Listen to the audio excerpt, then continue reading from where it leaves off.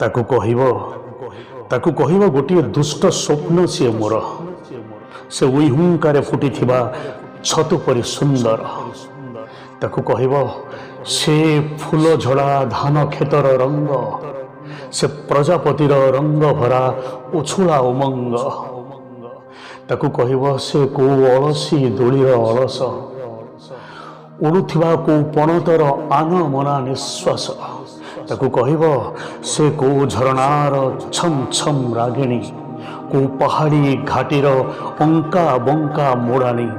ତାକୁ କହିବ ସେ ହାତ ଚକିର ଘର ଘର ମଲ୍ହାର, ଉଛୁଳା ଯୌବନର ଛାତି ଥରା ସିତ୍କାର। ତାକୁ କହିବ ସେ କୋଉ ନୂଆ ବୋହୂର ଶୋଷ, କୋଉ ମାଟି ଘଡ଼ି ଲସିର ଖଟା ମିଠା ପରସ। ହିର୍ ଏତେ ସବୁ ରଙ୍ଗକୁ ଯେବେ ଈଶ୍ୱର ଯୋଡ଼ିଲା, ଖୁବ୍ ଯତ୍ନରେ ଈଶ୍ୱର ତତେ ସୃଷ୍ଟି କଲା।